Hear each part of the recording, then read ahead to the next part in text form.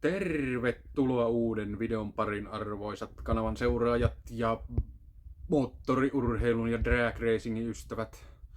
Tänään katsellaan vähän, että mitä on tänä perjantaina saatu aikaiseksi. Itsenäisyyspäivähän tänään on, mutta jotain on ruuvattu. Mulla on ollut juniorimekaanikko mukana ja itse on enempi vaan katsellut päältä päin, että mitä tapahtuu. Siinäpä olisi pikkusen partsia jo irrotettuna. Monenlaista on päässyt Junnu irrottelemaan jo autosta. Pakosarja on lähtenyt irti, turbo on irti, vanha holsetti on siinä, joka ei todellakaan tule takaisin, eikä pakosarjakaan tule takaisin.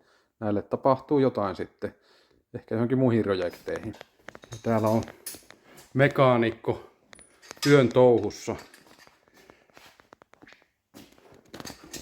Irrottanut jo pakosarjat ja turboon sieltä.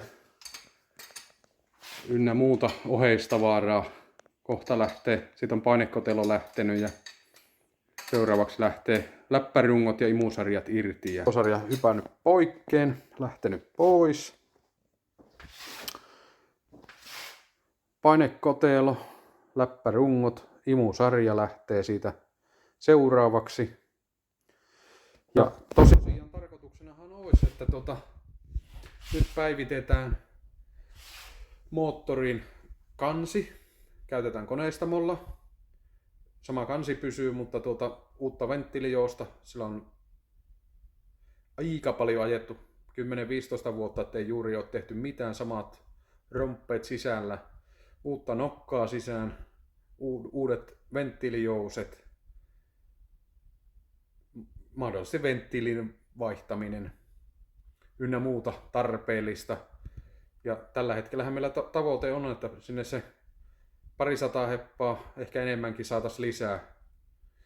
Ja päästäisiin aivan eri teholukemille, mitä nyt on. Ja sitä myötä tietysti vauhti kasvaa. Että tämmöisiä suunnitelmia tällä hetkellä. Ja päivitetään uutta videoa aina kun jotain tapahtuu. Ja seuraavaksi tosiaan tuo kansi lähtee ja ehkä siinä vaiheessa viimeistään uutta videoa tarjolla. Ainakin siitä irrotuksesta. Ollaan kuulolla.